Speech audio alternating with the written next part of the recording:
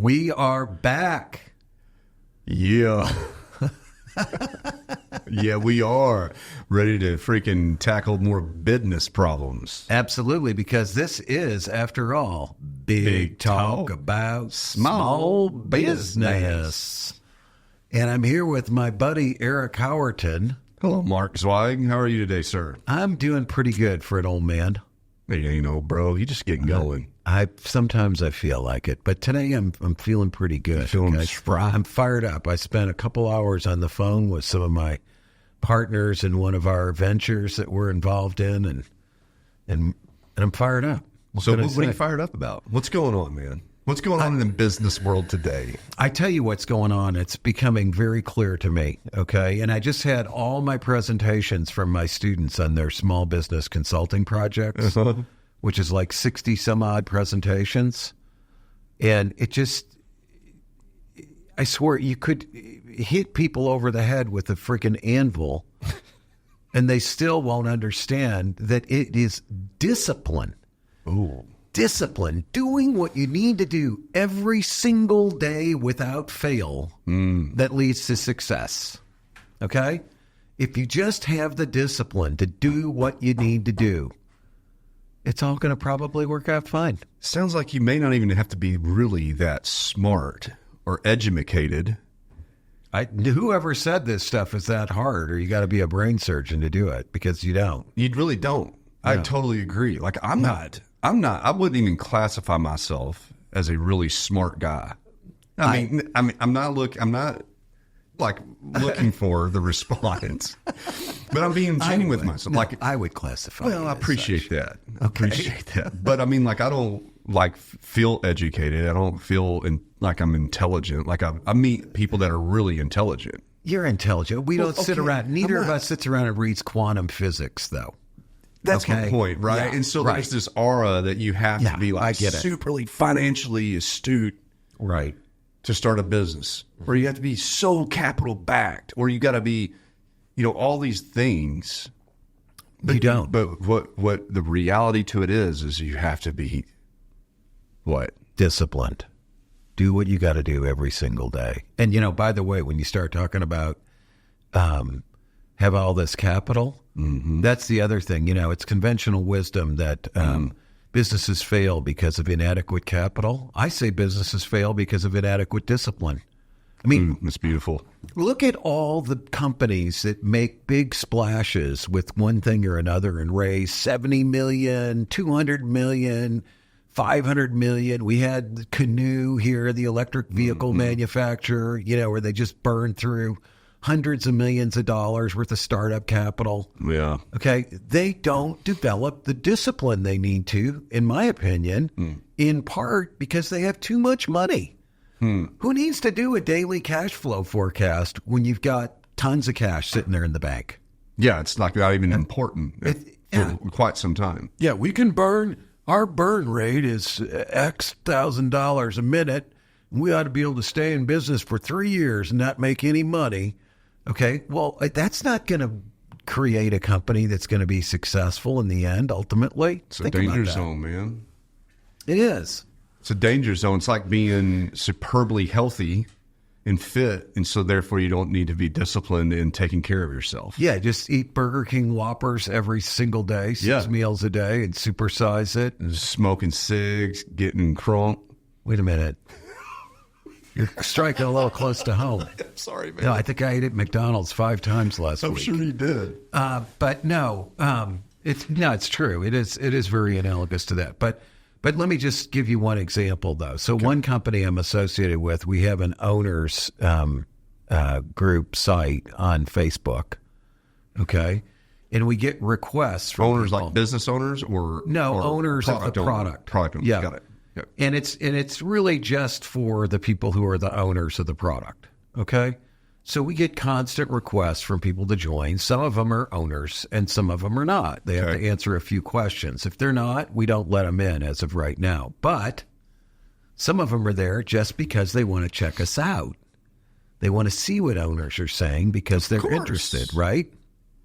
They're trying to review the quality of the product before they make an investment decision. Exactly. So my point is that For a year or more, I have been harping on clean out the owners group requests, clean out the, every month, clean out the owners group requests, and I go back there this past weekend, we've got requests going back to March 15. Okay.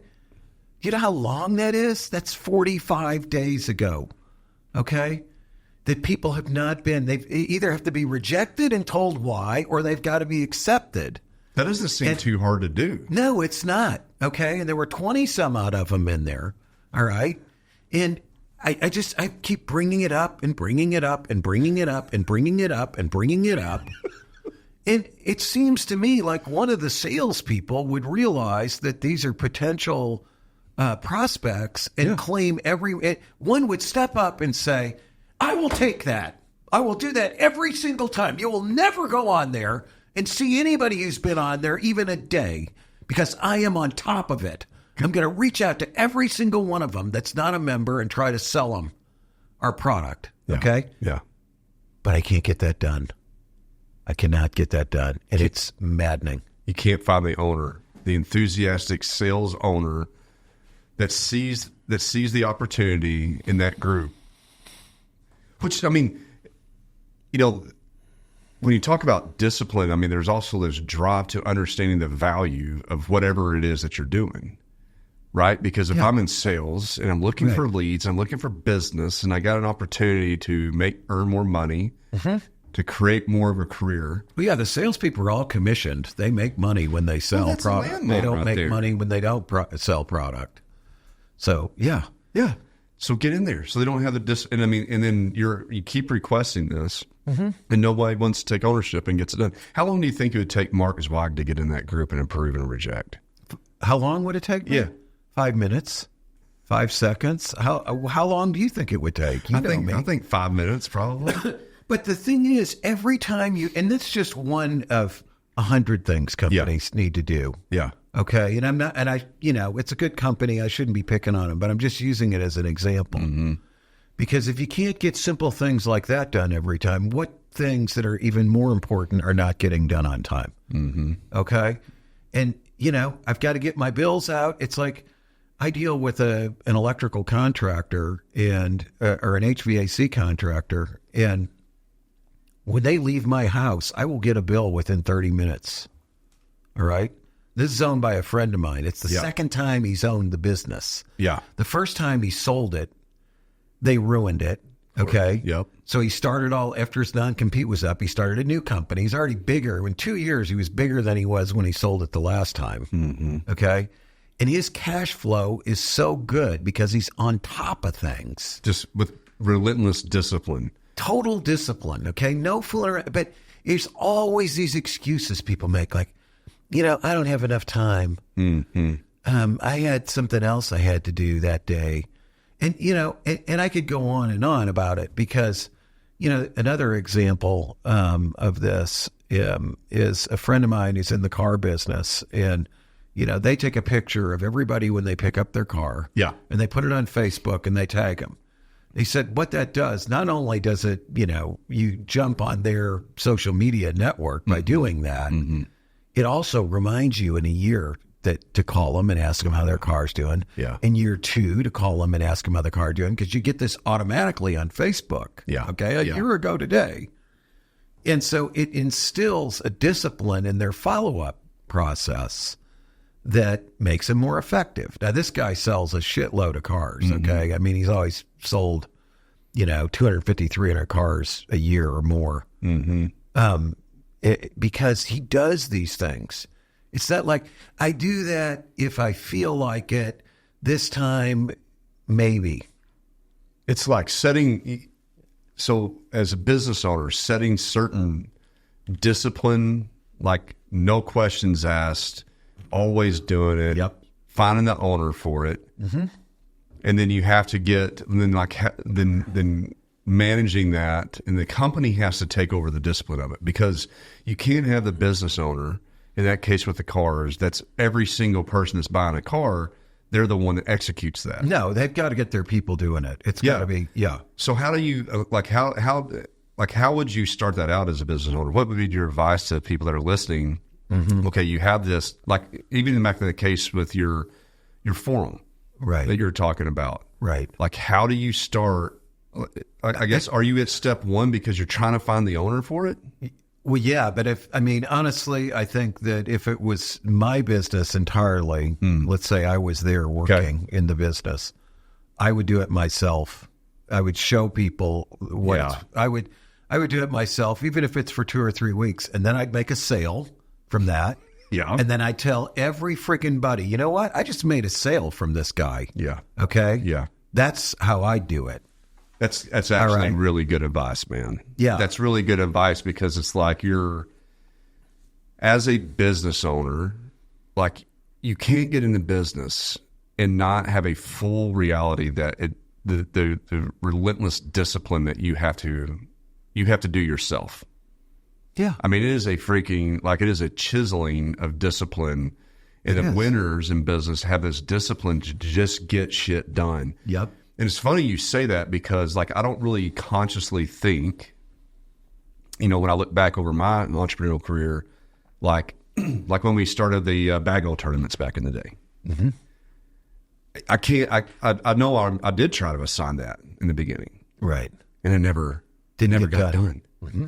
And so I just did it myself. Yep. And I went the whole way through it.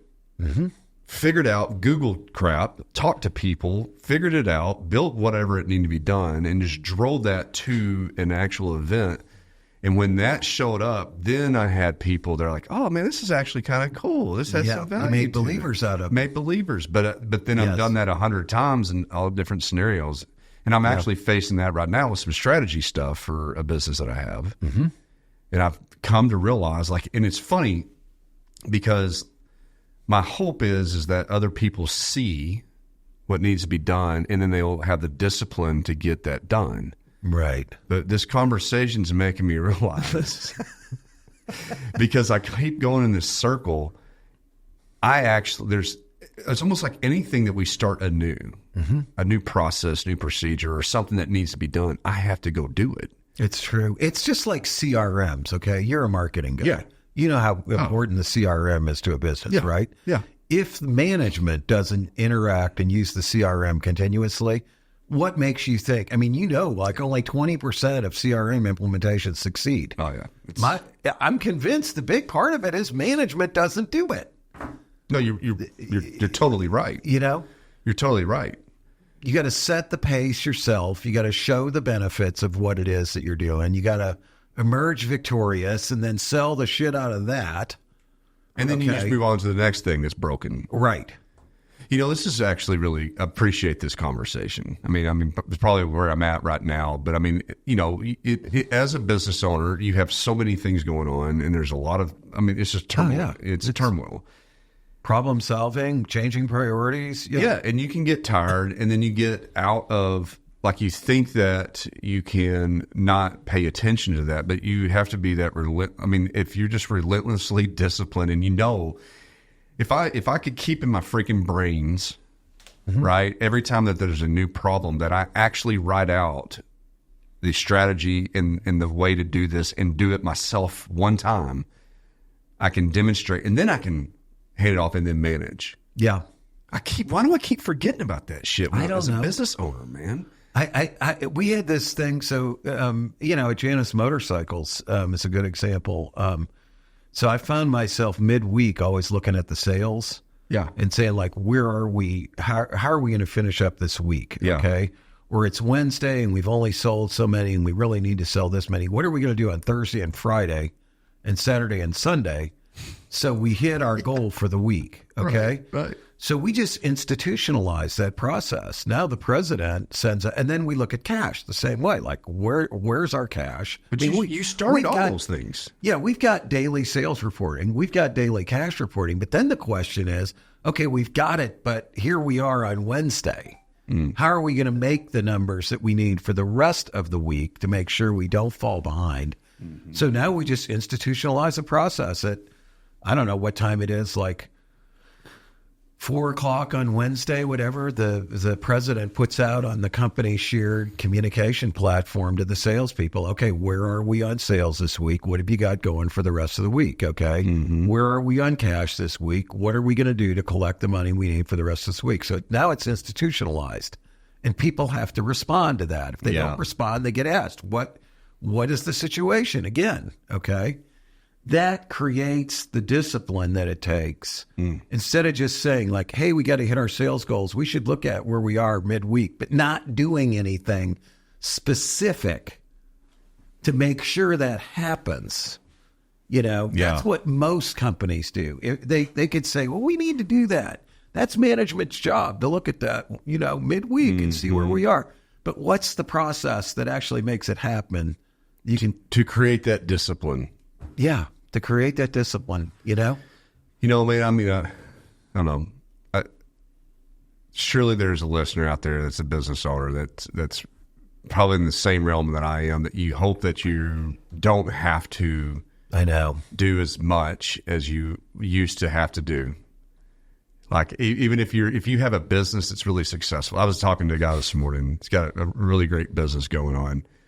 But and you've been dogging it, man. And but dude, it's just not over. Here's the reality about entrepreneurism and being a business owner. And I think that if we can be real with ourselves and saying, okay, you're so right about this. Because it actually gives me comfort to know that my answer to everything in business is initiating discipline, is having discipline, daily freaking conquering.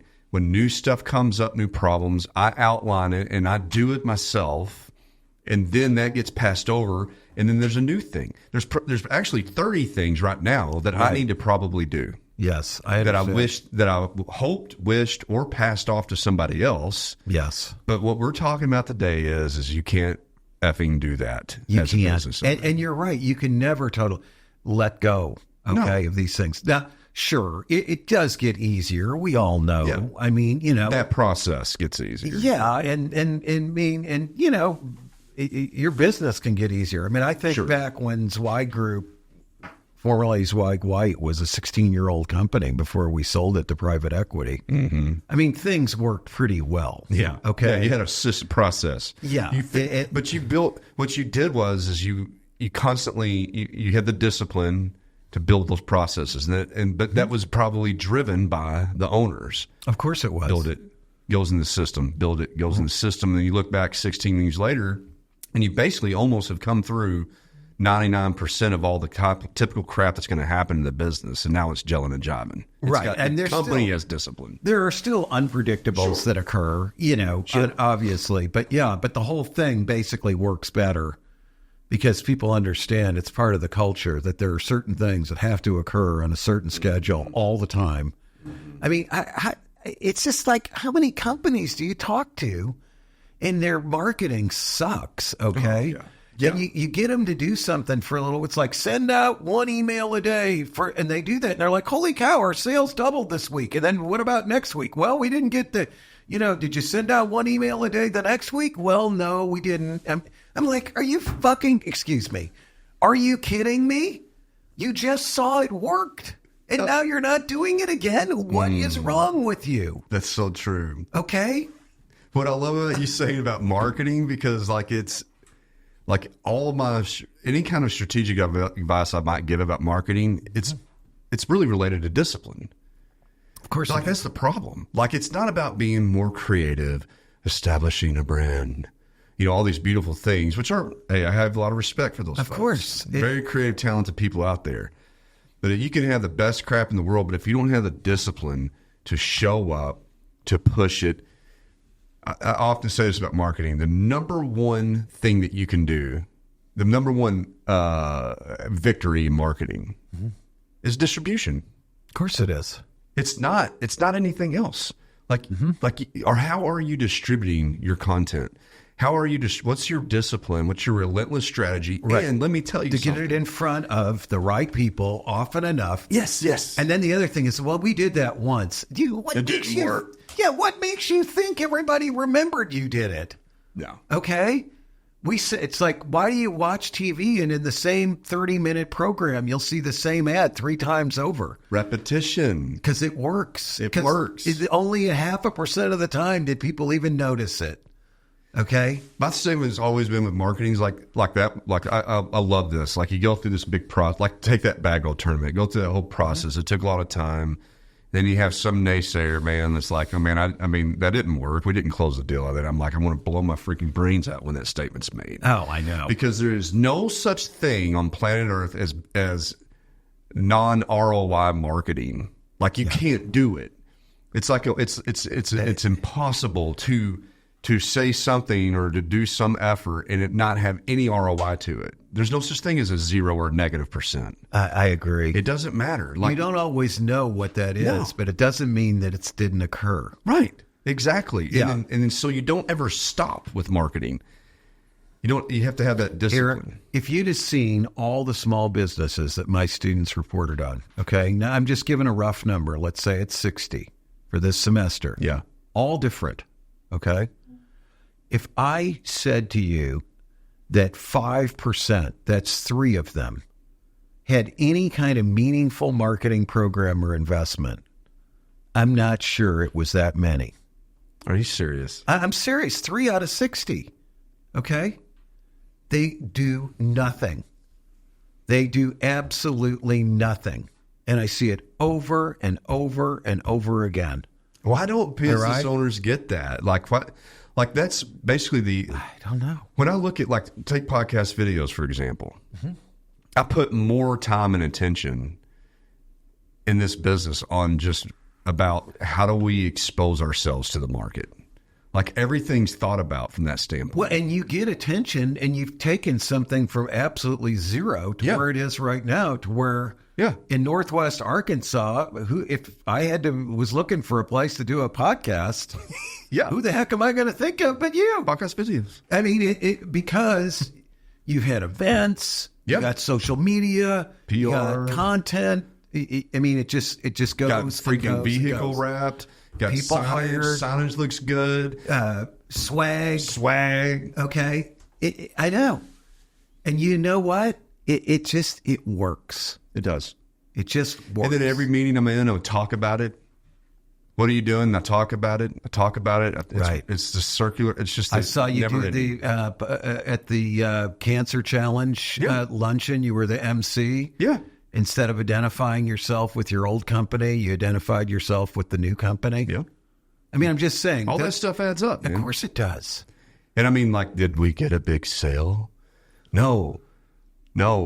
It's not about what's your ROI for every effort you're doing. But look at the inquiries that you get. Look at the traffic you're getting now. Every day there's 5 or 10 new potential clients coming to this business. Yeah, they talk. Okay. They talk to each other. People talk. They're humans. It's not rocket science, right? People love stories. They talk to each other. Yep. That's how stuff happens. It's not 100% one channel versus another channel. It's all of it, all the time, every day, constantly, never off.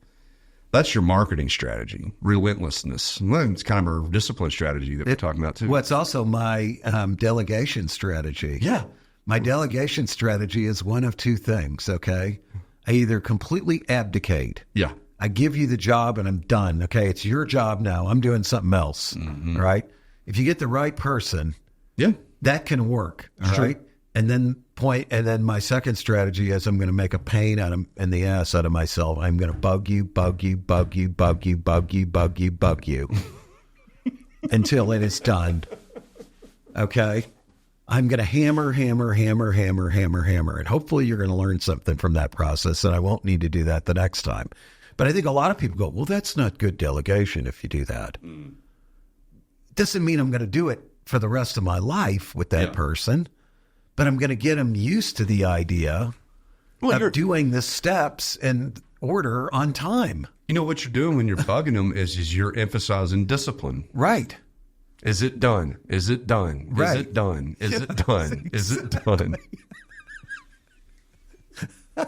And that, if I'm the receiving party on that, here's what happens. Okay, you gave me the project, and I worked with you. I reported to you back in the day. I remember it. Like you were doing it to me then too, right? But I mean, I'd be like, what I learned really quickly is when you ask for something to get done, I better go get it done, because I'm never going to hear. Like every time I see you, I drive my wife crazy with that. Sometimes I'm just like, honey, what I want to say to her is, why don't you just say you can do it yourself? Because then I'll never ask you again. It will be done. Okay?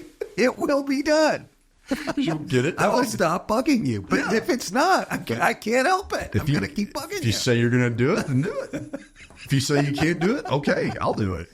That's so true. But all this stuff, when you really get down to it, this is why you don't have to be a genius to succeed. You started out by saying that to be in business. Mm-hmm. You do have to do certain things. If you do these certain things with discipline, then the odds of success go way up, and the odds of failure, of abject failure, decrease dramatically. Yeah. Okay. They really do. It's all about what can we do to create the probabilities of success. This is what I try to get my students to understand too. It's all about probabilities of success. Mm-hmm. Okay. And, we know, just like you said, if you're going to be healthy, I mean, you will probably be healthier if you eat right. Yeah. If you exercise, if you do all the things that you need to do, right? That doesn't mean you don't know somebody that ran 10 miles a day for 20 years and keels over of a heart attack at age 35. It does happen. Yeah. Okay. There are outliers. There are, things that are at the far end of the distribution curve that could happen. Mm-hmm. But the odds are that's not going to happen.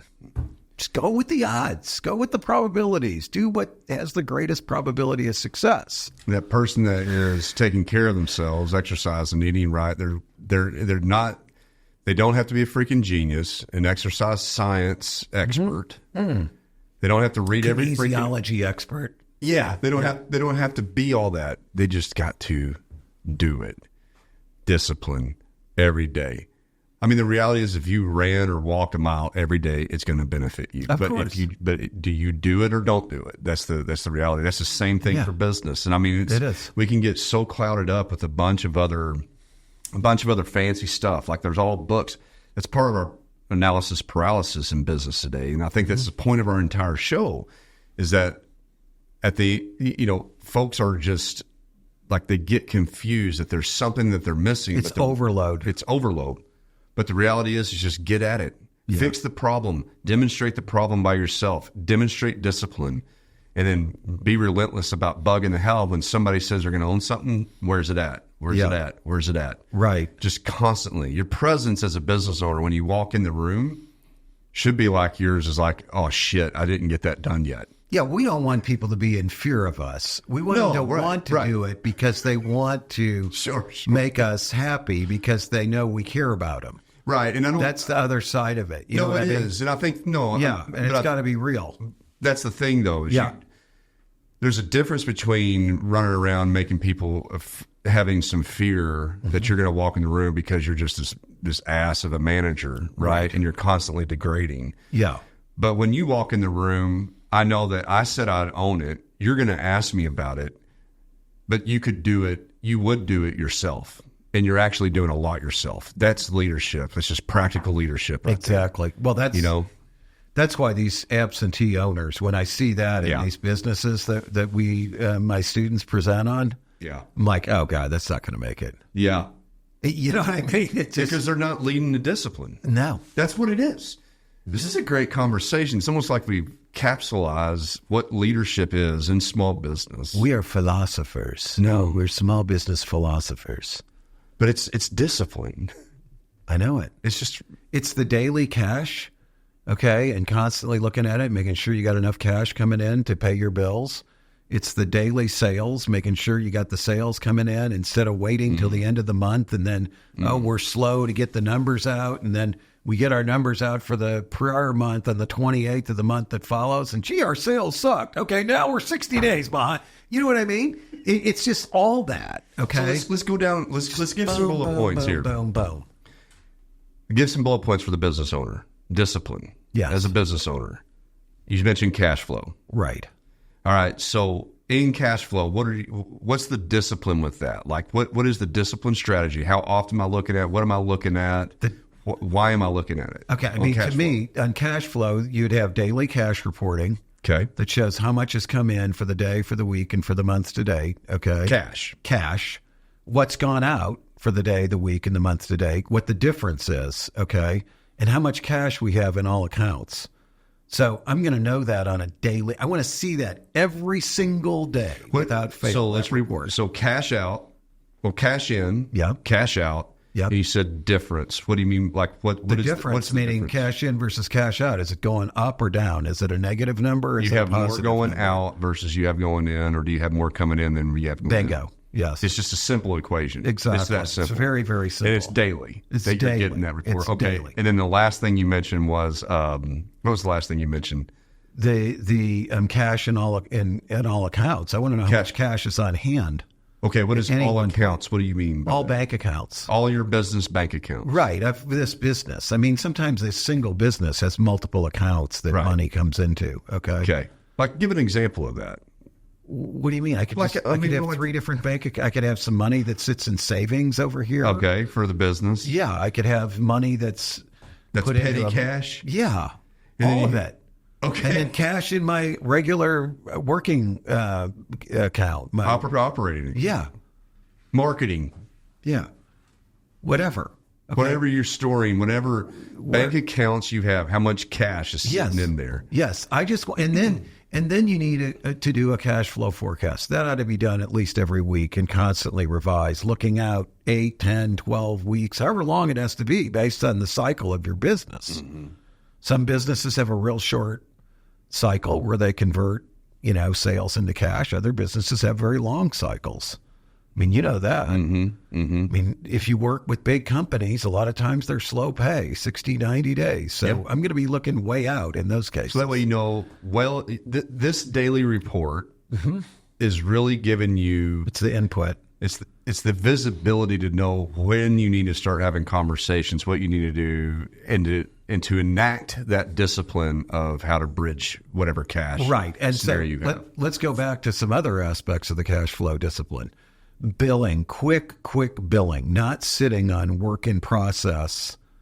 That means work that's already done or inventory that's sitting there being unused. You want to convert that as fast as possible into cash. So you need to be doing everything you can do to make that happen. Okay. Like one of my students, I was really proud of these two women who did a project for a company that was in a particular construction subcontractor discipline. Okay. What they found was the guy had over $600,000 in unbilled work in progress that he was not aware of. The owner of the business was not aware of, meaning work that they had done and never billed people for. And it just sat out there. Okay. You got to clean out your whip every single period, every week or every day. Okay. So you speed up your billing so you get paid faster. Then, let's talk about... Helps your cash flow. It helps your cash flow. Then let's talk about your invoicing. I mean, in the industry I come out of, architecture and engineering, typically they get paid 60, 70, 80 days, depending on the kind of client firm and the kind of clients it serves, okay?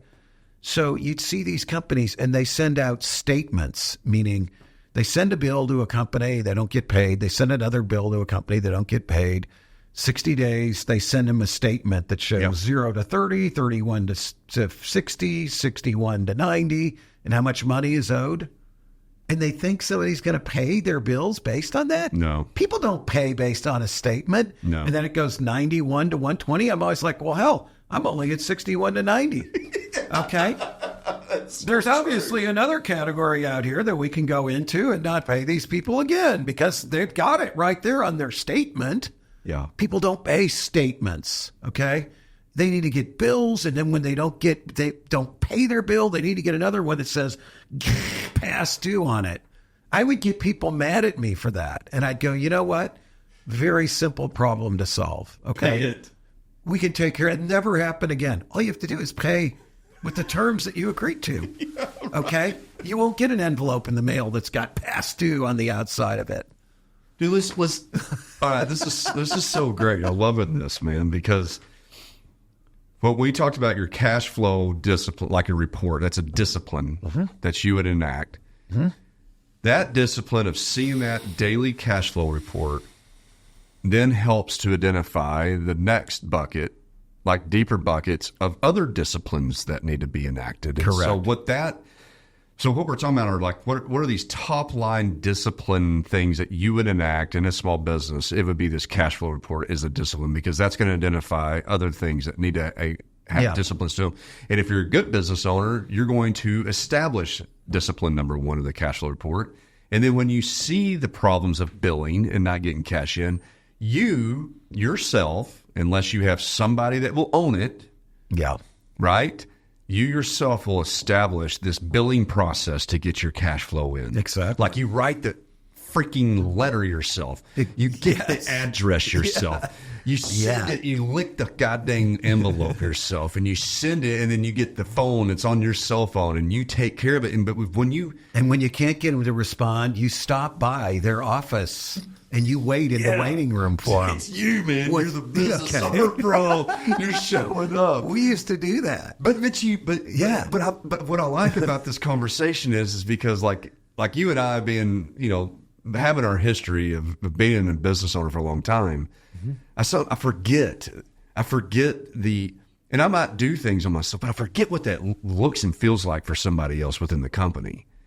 I'm just doing it because I'm doing it. Right. But the reality is when you do that yourself as a business owner, that is true, genuine leadership. Exactly. And then people see that demonstration modeling. They walk right in those behavioral steps. modeling. And guess what? When they do, when they're taught that way, they are able to confidently walk through that, and then they see it works, and then now that's in their repertoire. Now they're a believer. And now they can do that for somebody else. It's so simple. It is. I mean, it really is. So I like how you work from this, just like the starting step, though. Yeah. To sort of explain like how that could be applied in a typical small business. Yeah. And that's just one of many examples, because we could take sales and marketing and all those things. We could break them down the exact same way. Because, I got daily sales reporting. It's the same thing. Okay, so, all right. So cash flow is number one. Right. I want to talk these what I would call the Mark Zweig pillars of discipline. Well, sales is actually going to be the first one. Then I'm going to go to cash flow. Okay. Nothing happens without sales. All right. That's a great statement. That's what I was trying to get at. All that's right. my first Let's thing. wipe it clean. You're a business owner. You got your existing business. You have a new one. There's Mark Zweig pillars of discipline that are coming down that you're learning today. Number one, is not the one that we just talked about. Cash flow discipline. It's a biggie, but it's a big one. But number one is sales. What's in the sales discipline report that you expect? Is it daily? What's it look like? What's in this? Again, it's going to be a daily sales report. It would show all the categories of the products or services that we're selling and how much sold that day, how much for the week to date, how much for the month. I may even have the goal on there too, by the way. Okay. That's broken down the month, day, week. If there's a goal, it's going to be for the month, but I can do the math in my head pretty quickly. You know what I mean? Yeah. I can say if I got to do 100,000 a month, I better be doing 33 a day, or I've got a problem, right? I mean, it's just, boom. I know that. All right. Okay. Anything else in our sales pillars? So the different categories of what we're selling, it's got to be in there, as a starter. And there could be dollar sales. There could be unit sales too. I mean, it's not always dollars. It could be certain units. So 30 of this product, 20 of that product. Yeah.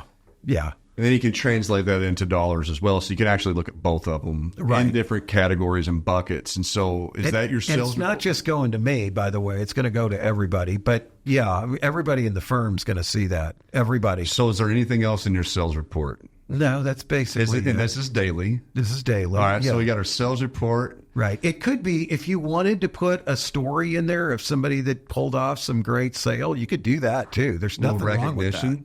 Yeah. Put a little recognition in there. So before we move on to the next pillar, What does this look like? Like, I mean, is this in a spreadsheet? Is this just an email? It would just be an email that's maintained in a spreadsheet. The data is kept in a spreadsheet, and then it's captured and put into a simple email. Okay, with the link to it, you go look at it. Or it could be on whatever your internal communication system is. Yeah. You know what I don't like about that, though? I don't know that everybody looks at it. No. Whereas I send them an email, I know they're going to look at it. That's right. You know, we can post that to whatever our system is. No one goes and put it on Slack or whatever. No, God. Okay, no. then I got to look at Slack. What if they don't look at Slack? Put it on the intranet. What if they don't ever go to the the intranet? Right, that's the problem Send with an that. email. Yes. Send a freaking email and give a summary and then link drive to the spreadsheet. You could do that. Yeah. Yeah. Okay. Pillar 1, sales report. Right. It's a daily. Yeah. Pillar 2, cash flow? Yeah. Okay, absolutely. so cash flow is your second priority. Yes, it is. Like if I was starting out as a business owner, you'd say, Eric, first thing you do, don't worry about all these pillars. Just go get sales. Get down on that daily basis. Right. Making sure it looks like this. Then once I accomplish that, then my next discipline of pillar is the cash flow statement. That's correct. And that in itself is also a spreadsheet with that information. Okay. Yep. Was there a third? Revenue reporting. Revenue reporting. Revenue is not the same because, you don't know. It depends on what the kind of business is as to when it captures the revenue. So if we're in a consulting business, we sell a job, but we get the revenue when we do the job and send the bill out. Okay? Or in the motorcycle business, we can sell a motorcycle, but we don't get any revenue until it's done. And here you go, buyer. Okay, that's when the revenue is recognized. So that's another thing, okay? So obviously sales precede revenue. Yeah. But revenue has to do with the activity. So there's going to be, it varies based on the kind of business it is. I mean, if we're in the consulting business, we could be tracking hours. We could be looking at percentage of time that's spent on billable projects versus non-billable. Okay, if it's motorcycles, we're going to be looking at motorcycles that were certified, meaning that they're completed and they've been through the certification process, which says we can deliver it as an OEM to the buyer. That's when we count it as revenue. So we can look at the motorcycle certified in any given day, week, or month. Okay, that's what's going to drive the revenue. But we can also track the revenue dollars because we capture the dollars there. So I'm going to be looking at revenue, all right? I got to have sales, I got to have cash, I got to have revenue. And then, of course, tied to revenue is the expenses. So that's the fourth. That's the fourth pillar. Yeah, that's the fourth pillar. And the expenses better be tied to the revenue categories instead of obfuscated and bundled up and confused. Okay, the closer we can tie the revenue to, or the expenses to the revenue, the associated expenses to that revenue, the better off we're going to be, because then we get a sense over time as to whether we're making any money on that or not activity. Okay. That still doesn't tell you everything, though, because as we both know, businesses do have certain things that they sell that they don't make money on that lead to sales of bigger things or relationships that are worth a lot more to the company. So that doesn't tell you everything. That's where I think a lot of companies break down. You look at bigger companies in particular with lots and lots of analytic, data-driven decision makers. All our decision making here is data-driven. Okay? Yeah. That's when they look at it and they go, oh, now, wait a minute. We sold $10,000 worth of these last week, but they cost us $10,800. We should stop that. Get those out of there. Yeah. Boom. But it takes somebody with a greater perspective to look at that and go, now, wait a minute. Yeah. How many of these $10,000 things did we sell that led to much bigger sales, much bigger relationships? Let's take a look at our biggest customers. How many of them started with with one of these $10,000 worth of products over here, or services? I agree, dude. It breakdown right there. There's very few things in business, or when I'm working with people in business, like when they cancel things because they don't have the vision as to why they're building blocks to bigger things. Yes. Yeah, I honestly, Mark, I think that could be one of the biggest disconnects between an entrepreneur and a manager.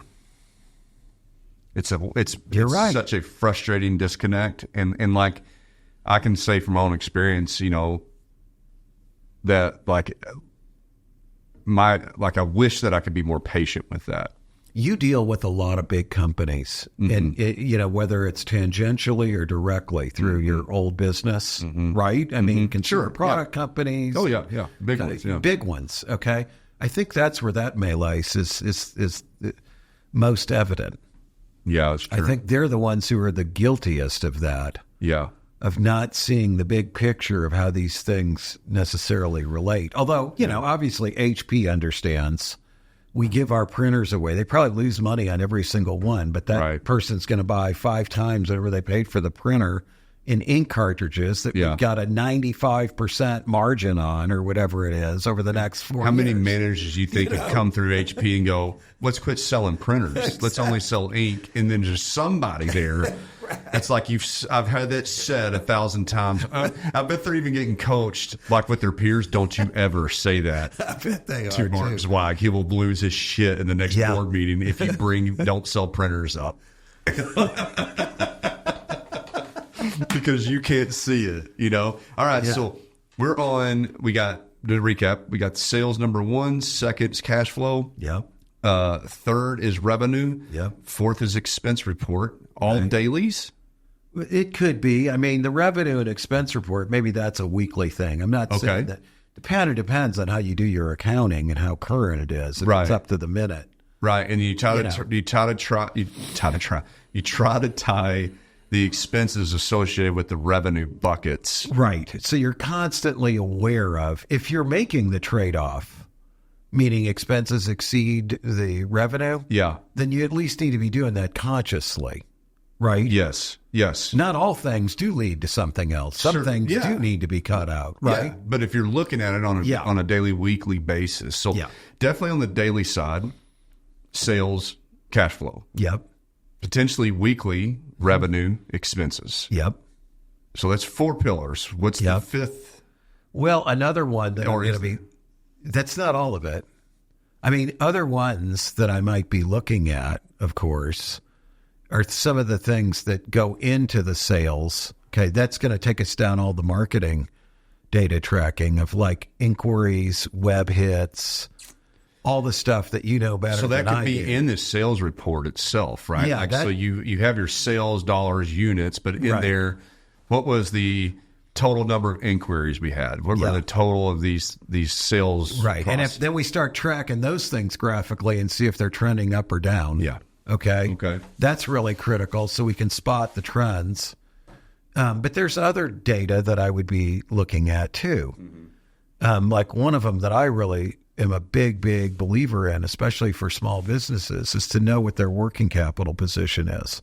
I look at that constantly. Okay. Working capital position. Yeah. That's current assets minus current liabilities. And when that number is going down, I am getting very scared. Okay. When that number's going up, I'm feeling good. But the working capital position, so current assets would be things like cash and accounts receivable. And then, current liabilities would be things like accounts payable, accrued payroll, payments on short-term payments on debt obligations and things like that. Okay. And I got to subtract those, the current liabilities from the current assets, and it gives me a number. It's either going up or down. If it's going up, that says, hey, things are good. We're selling stuff. We're making money. Our cash flow's good. Okay. If that number is going down, I'm going to be like, what is going wrong here? Okay. We better figure it out. We better fast. get a new discipline procedure in place. We better figure it out real fast. Because the working capital position it really is going to determine our ability to stay in business at all. Is that a daily? For me, it's not necessarily daily. Okay. I certainly look at it at least once a month. I mean, I look at it a lot. I would report on it at least once a month to everybody. I can say that. So really the working I'm capital. going to be looking at it. I mean, honestly, Eric, in any business I have, I look at the bank accounts constantly all day long, and I look at the QuickBooks if I have a QuickBooks online, and I'm constantly running the P&L and the cash flow and everything else so I can see where it stands. So you said P&L. Yeah, that's going to be my revenue minus my expenses, accrual basis.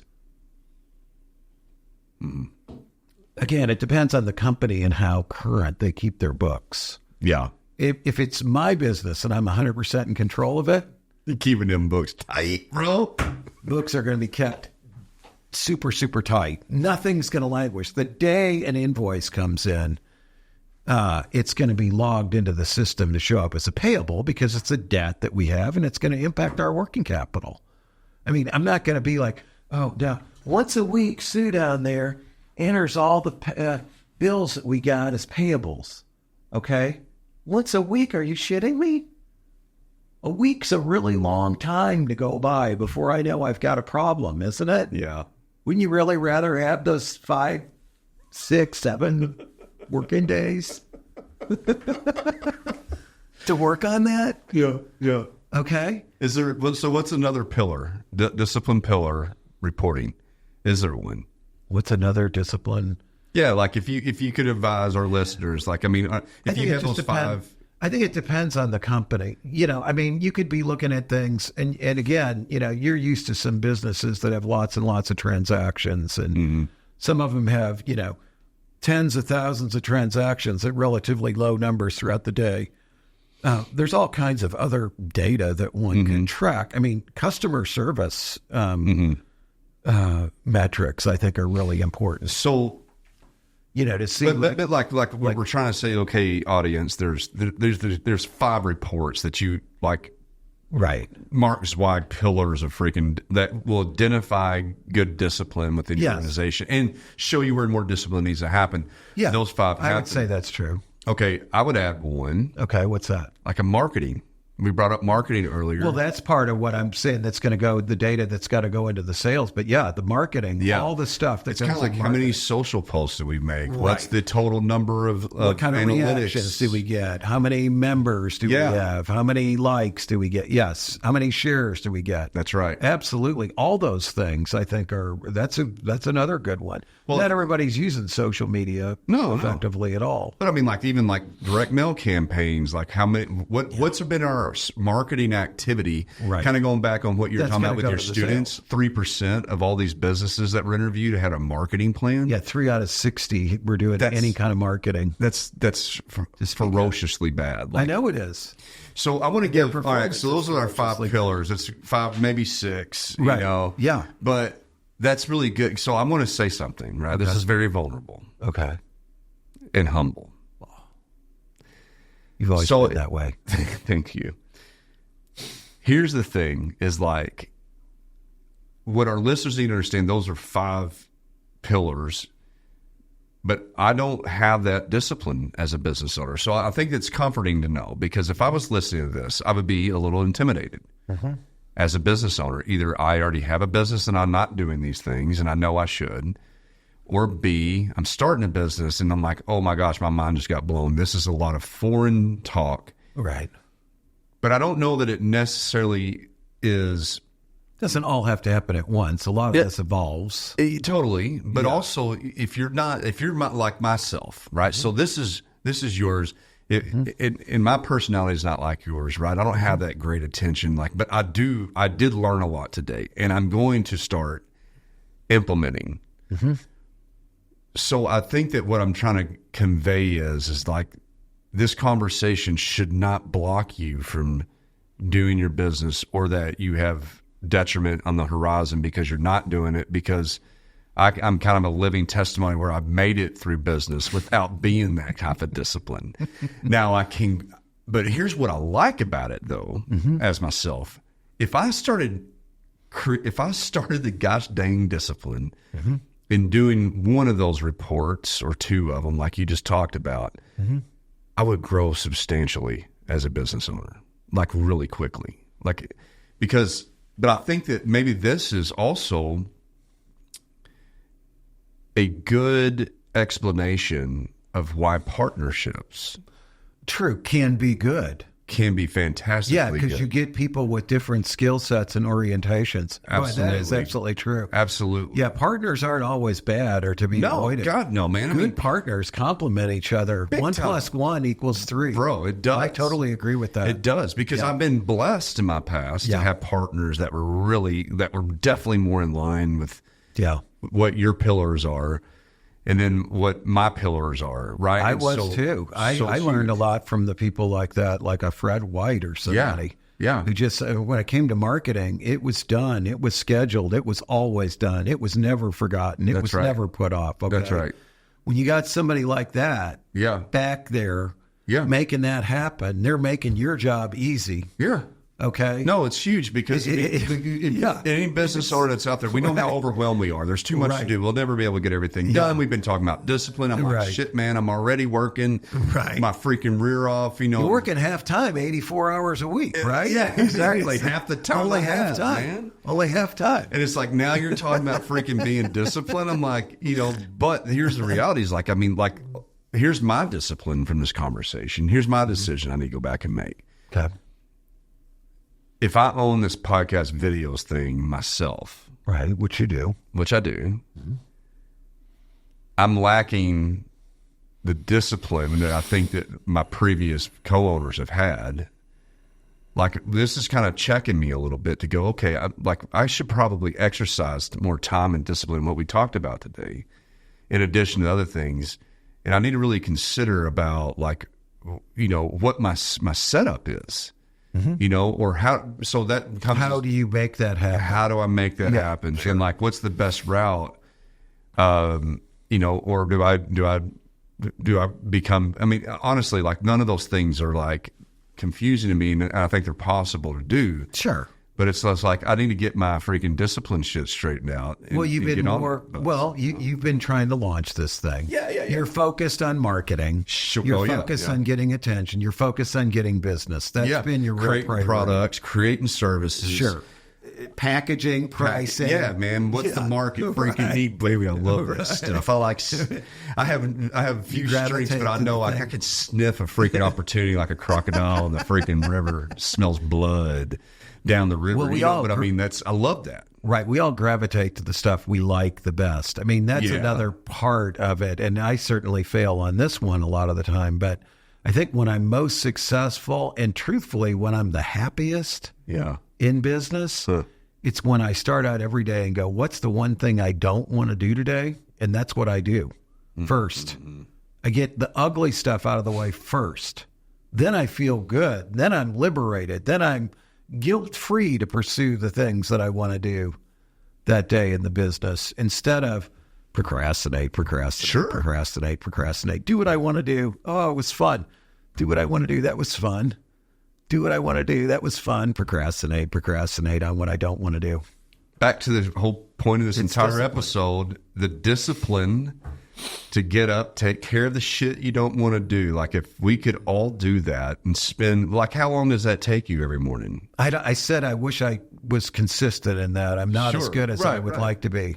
Most of the time, it's not that big a deal, though, right? No, I agree with you. It's a difficult call. It's dealing with somebody you don't want to deal with. It's filling out forms that you don't want having to terminate somebody, or having to give a plan of improvement. Yes, all that shit, like calling the insurance company, the client who's pissed off, talking to your freaking attorney about some shit. Yeah. Where it's easy to avoid those things. Oh, dude, it's fun to avoid them. Are you kidding me? But that is what discipline is.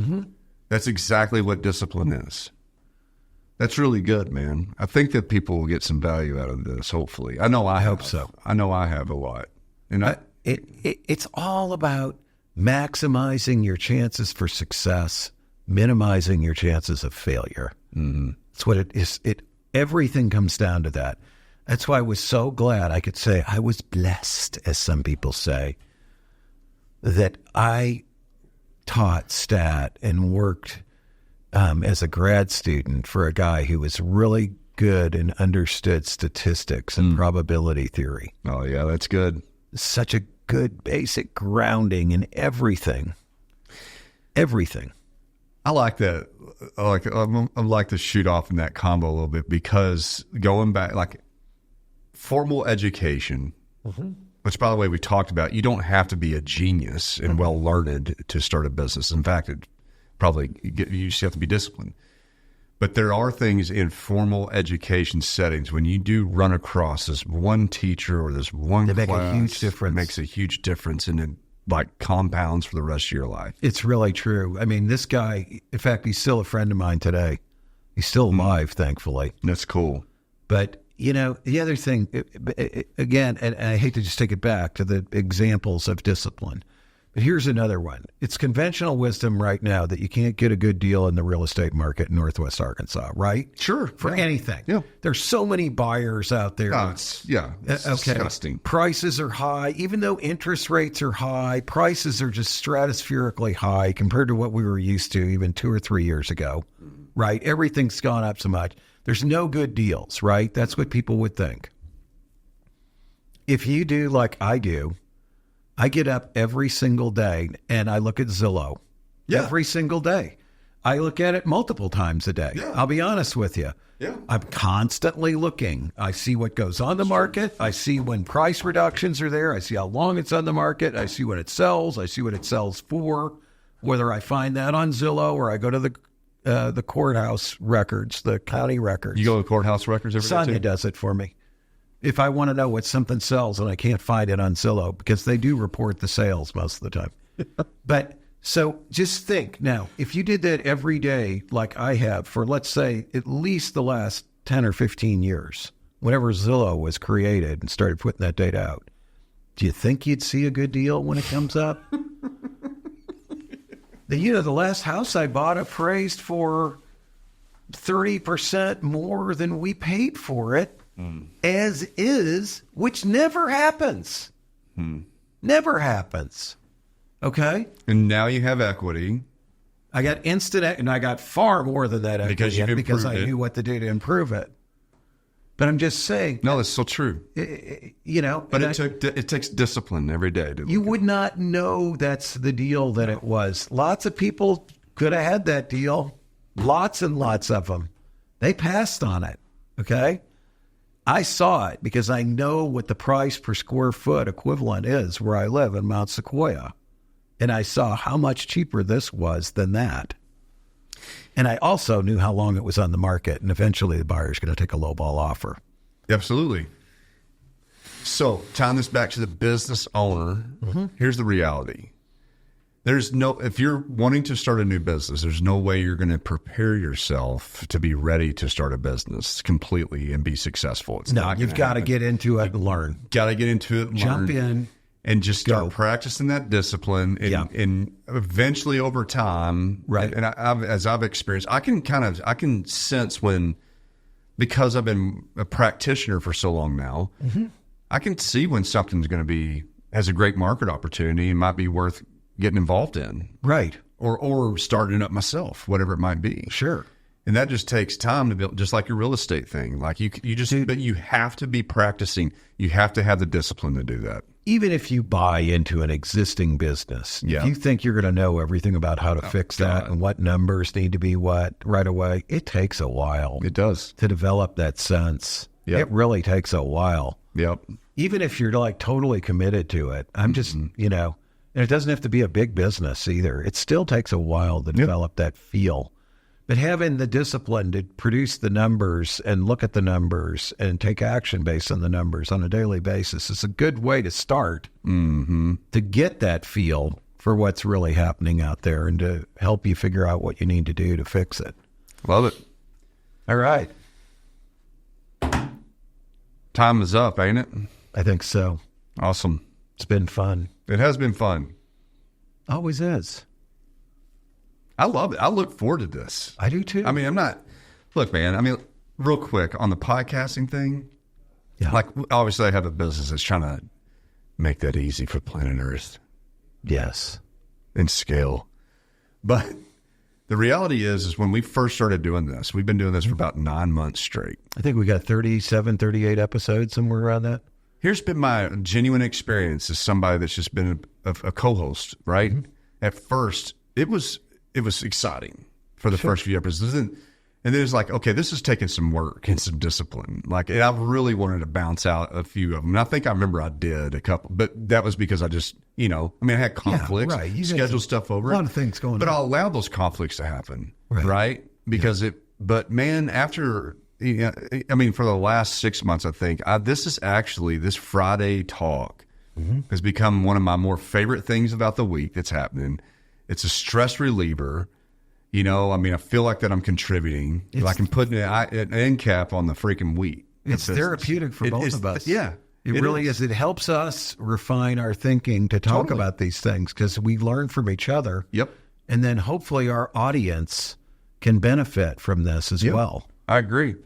Because, what I get out of it is there's another business owner. Like, all the things you talked about today. Like, I'm inspired and I'm excited to try to get that going. Every business owner is in a whirlwind. Like but the point is grind, pick it up, keep going. Like it's all little bitty pieces. So I appreciate it too. Hopefully you listeners appreciate this as much as what we do. Well, thanks a lot, everybody. We're glad you tuned in. We're always interested if you have guest suggestions or topic suggestions for us. If you want to be a sponsor of our program, we would love to have a primary sponsor for this show. And if we believe in what you're doing, we would, we're not going to take you on if we don't believe in what you're doing. No. Let me just say that. That's true that. If you've got a product or service that helps small business owners, we'd love to talk with you about it. Yep. Absolutely. And, otherwise, this has been another episode of Big Talk About Small Business. We'll see you all next week. Thank you, people.